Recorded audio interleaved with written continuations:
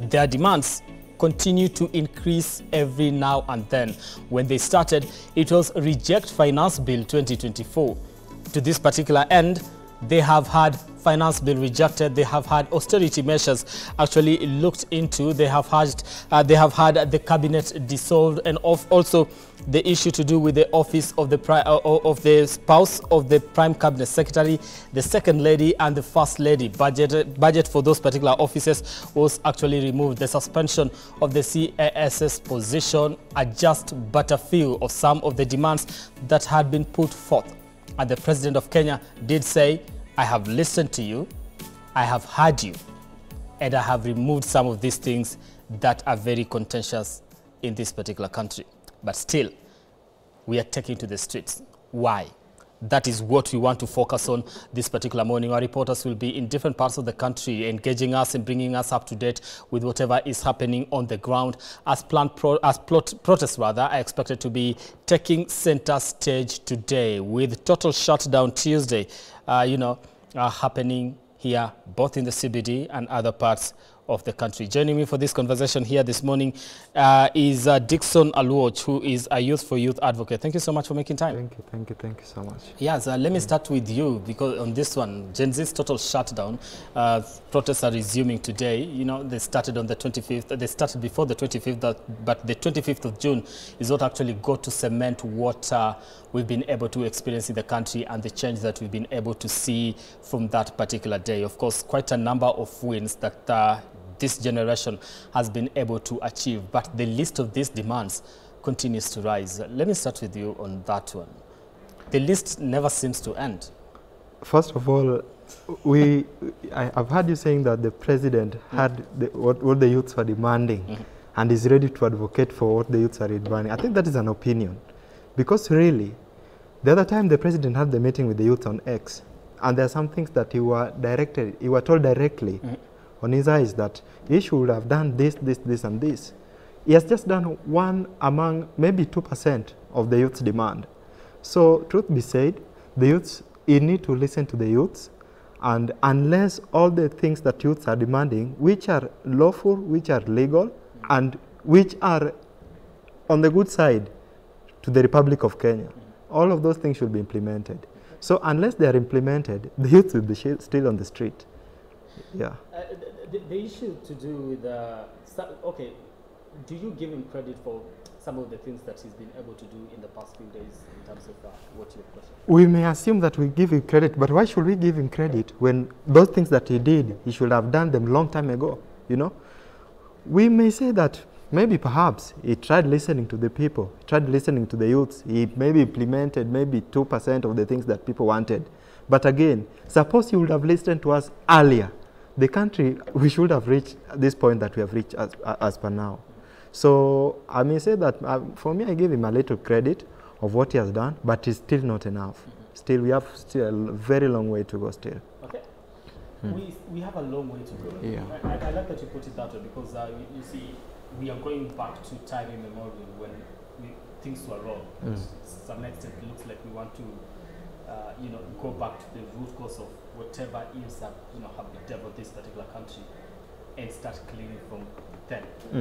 But what is leading to the what is this? Okay. So I want us to take a look at this particular story, and this has to do with what the Gen Zs are planning to do today as far as protests are concerned. Let's take a look at that, and we'll be coming back to this conversation. Even after President William Ruto announced his commitment on a raft of measures aimed at improving performance and austerity in government, the recent one being dissolving of his entire cabinet, it seems not to have cured the challenges facing the Gen Zs. Pressure is now mounting on the president to promptly act on issues they term as urgent. Sisi tuko leaderless, tuko partyless, na tuko tribeless. Tumeamua kile umeamua kufanya tutafanya, lakini na nyinyi msikize wa Kenya. Sisi mayouthman tunataka tu kazi, tunataka tu amani kwa nchi yetu, tunataka wazazi wetu waishi na amani, tupate kazi. Recently, the head of state announced plans to have a dialogue. However, the youthful generation has declined the calls with a view that nothing tangible will emerge as previous engagements have borne no fruits. There is no need for dialogue. Just implement whatever we are telling you to implement. In Mombasa County, Gen Zs have vowed to pour to the streets, including marching to some county offices where they claim have been marred with rampant corruption. Kuna vitu zinapitishwa zenye zinatugandamiza sisi. So hizi mazungumzo na hii dialogue tunataka ishuke, iko katika county level. Tuweze kuangalia pia budgets zenye tuko nazo kwa county. We have been focusing on the national issues na tumesahau kwa county hapa ndo kuna rotten issues zinatendeka. This even as the business community vowed to open their businesses tomorrow. Ndio tunasema kesho mabiashara tutafunga. Tutakuwa huko. Tutakuwa hao na sisi. Ama namna gani? Sasa tuko hapo. Addressing the media in Nairobi, they said they will camp at their business premises to protect from looting. Kuna wale wanalipwa na wale wanawalipa, na mimi nasema hivyo kwa sababu polisi wanawajua. Watafute mbinu ya kuwashika ndio hawa watu ambao wanakuja kuharibu mali wazuiliwe kuja kuharibu mali na kuiba na kupora. Religious leaders have on their part urged Kenyans to sustain their clamor for better governance, with police urged to exercise restraint when dealing with protesters. The police should provide protection to ensure a peaceful protest while also preventing an infiltration of individuals with malicious intention.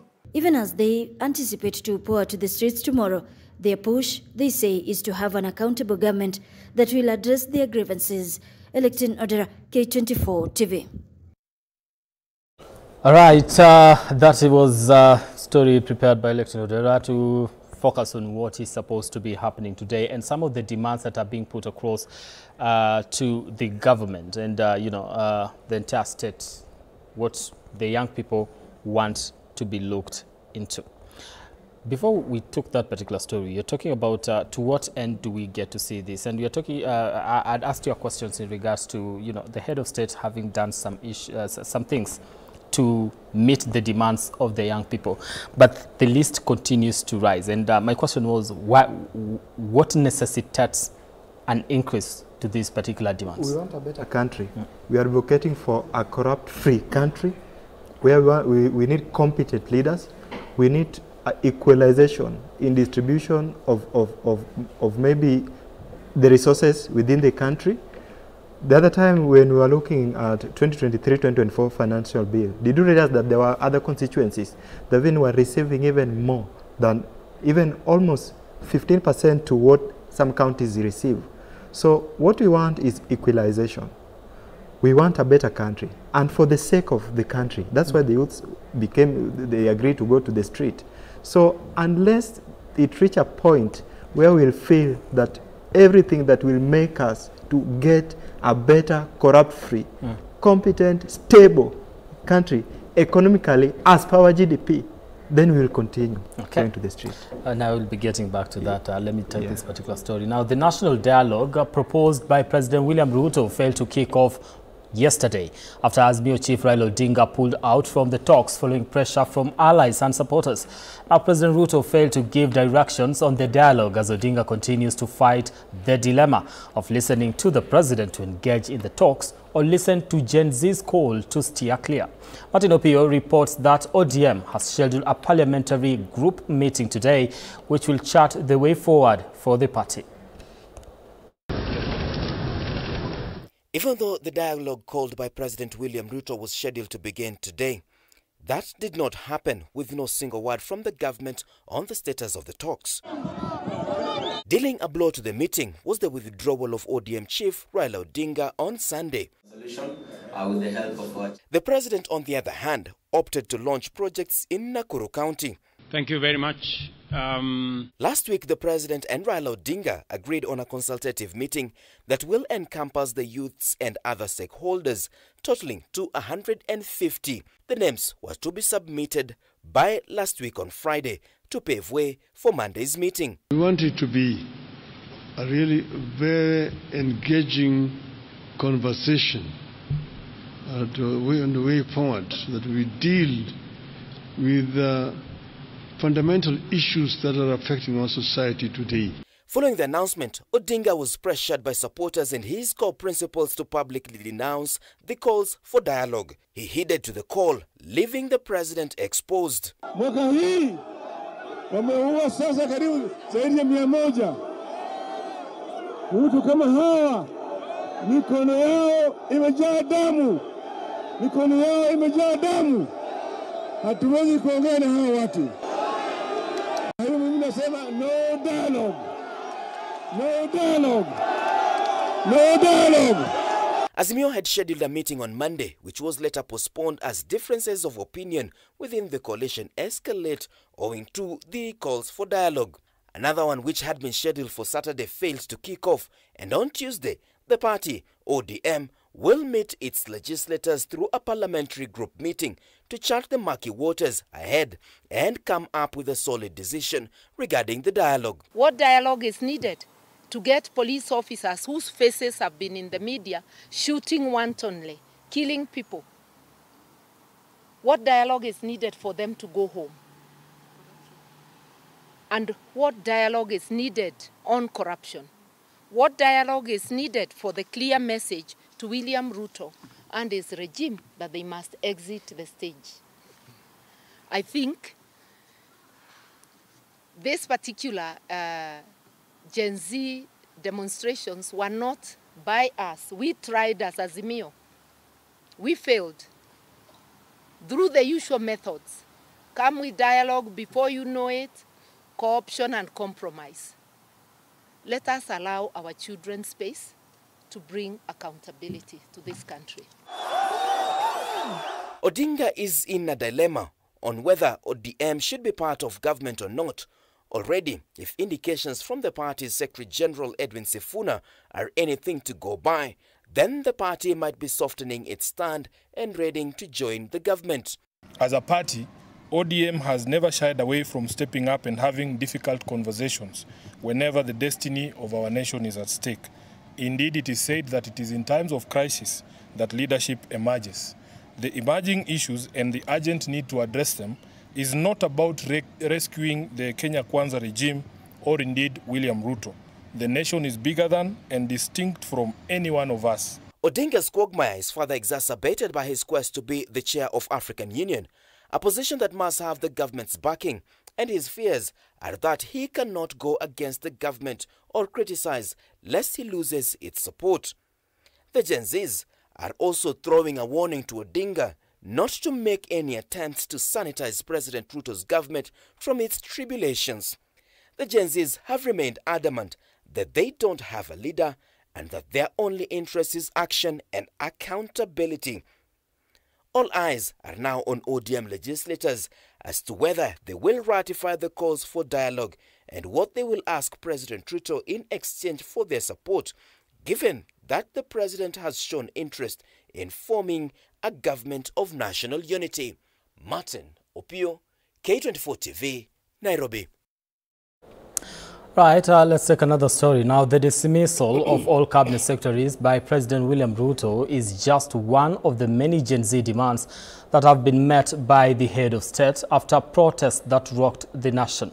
Now, protests that began late last month have led to an unprecedented change in the state of affairs and governance just under 3 weeks. We take a look on the nation's youngest generation's win after win.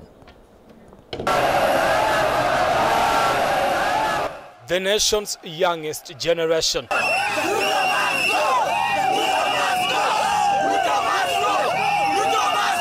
The Generation Zoomers, alias Gen Z, have held down the government ever since they took to the streets, registering win after win. Protests that were fueled by the Finance Bill 2024. Administration. Venye hustlers waliwaambia hawapangwingwi. This is what we meant. When they spoke, they were dismissed as nothing but TikTokers and Instagrammers and the wannabe revolutionists. Their plight considered lesser, their impact inconsequential. Naona wakiandamana Nairobi, wameshika simu ya iPhone, wanajiita Gen Z. Wanafika kwa maandamano na Uber. Wanatoka maandamano, wanaingia KFC kukula kuku na minofu. And the more they were dismissed, the more they were fueled. Not again was the message. The generation had come of age and will not be sidelined. They championed for their rights, demanding the rejection of the Finance Bill 2024 and calling on the 13th Parliament to reject it.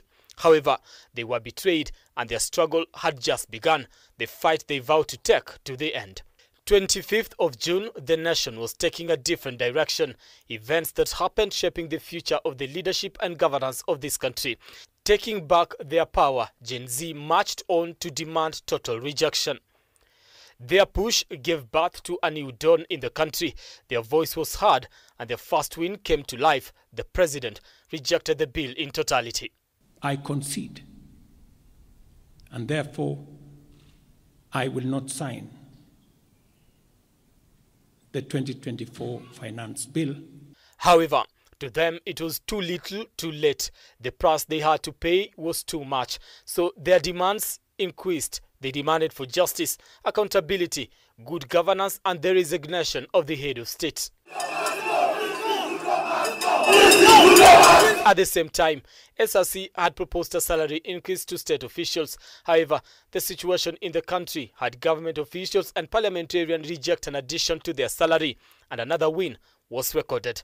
President Ruto dismissed his cabinet, which is the latest win for the Gen Z protesters. Hashtag dissolve and not reshuffle took center stage, and the head of state heeded to their call. And after a holistic appraisal of the performance of my cabinet and its achievements and challenges, I have today, in line with the powers given to me by Article 1521 and 1525B of the Constitution and Sections 12 of the Office of the Attorney General's Act, decided to dismiss with immediate effect all the Cabinet Secretaries and Attorney General of the Republic of Kenya, of the Cabinet of Kenya. As the list of wins continues to open new chapters in the current book that will become a historical reference in future, the nation's youngest population will also be remembered for bringing an end to opulence in government, with politicians deploying proceeds of graft in the name of Harambee. No state officer or public servant shall participate in public contributions or harambees going forward. It is a generation united by the internet and the struggle the country is facing, changing the narrative of the country, kicking out tribalism and divisive politics. The future of the nation is taking shape, and the people that are changing are the leaders of today, the Gen Z. We are peaceful! We are peaceful! We are peaceful! Brian Amuai, K24. All right. Yes, let me. My guest, Kimani Mwangi, joins us this morning. Thank you so much, Kimani, for making time for this conversation here. And just try to take stock of what is happening in the country. And of course, we also have Dixon Aloch, who is a youth advocate. Dixon, of course, we was with you earlier before we started taking that particular story. Kimani, let me start with you. From what you've been able to see, and the state of the current affairs and, you know, the nation, which direction we are taking. But I'd like us to start from, in just under 3 weeks, there's so much that has been achieved. We want to call it much because it is much. It is unprecedented. When you look at that and you look at the future of this particular nation and what we are calling this morning sustained calls for accountability, where do you see us going as far as governance is concerned? Firstly, I would really like to thank the younger generation that decided enough is enough. They've had a lot of stories. Dialogue has been called not once before. Commissions of inquiries have been formed. Committees have been called upon, both ad hoc and permanent. We even have the Chapter 15 commissions, or the 12 institutions that are supposed to make sure that the government lives within its means, and that the excesses of the government are checked, but they have all failed the young generation. So it reached a time and the younger generations decided enough is enough. They have to take matters in their own hands, and we have to thank them really, because they have awakened us in us the need even to put the government on its toes and the demand for our rights. It has worked.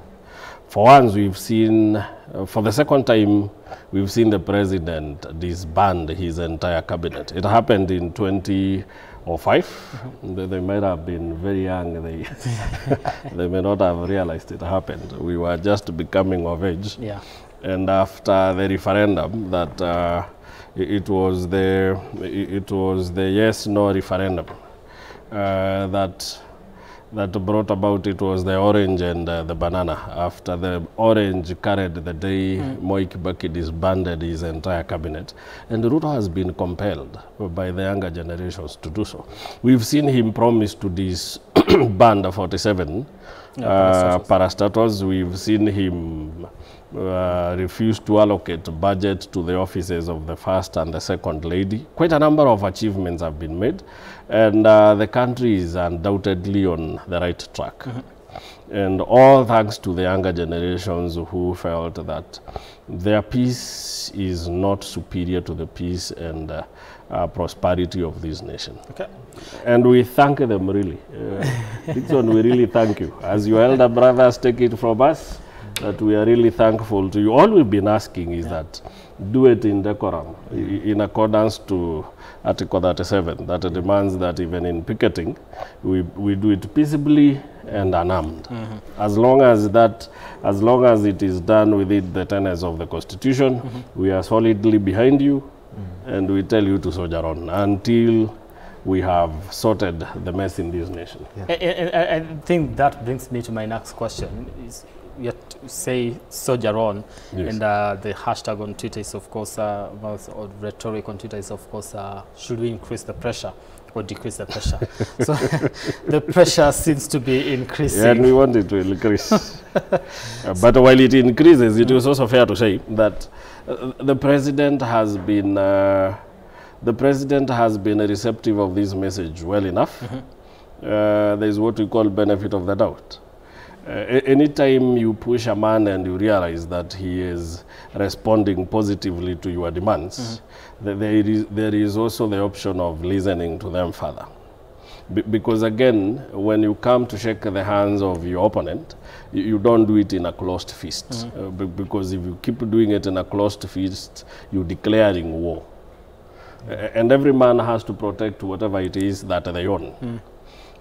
So pressure is good. Let's keep increasing, but even as we increase it, let's listen. And when there is a voice of reason, let's listen to it. Okay, so the aspect of listening, yes, and this is, I think I'll get to the issue of dialogue, because you know, there've been calls for let's have a conversation, let's do a dialogue, but now, you know, the generation says, oh, some of the things that you're demanding do not really need us to sit down with you to talk about them. There's things that you can just stand up and say, I'm effecting this, this, and this.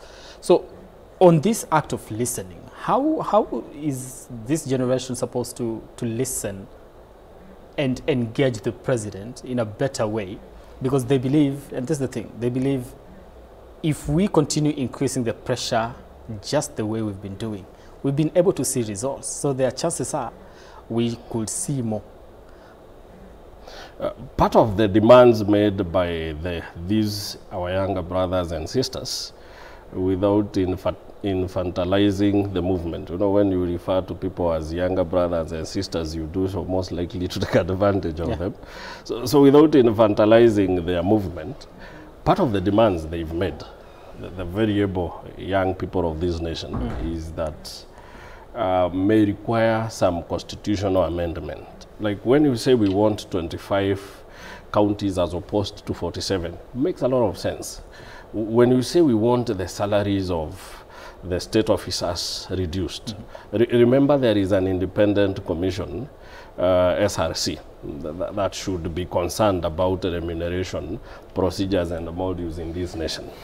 The president has no power to do so.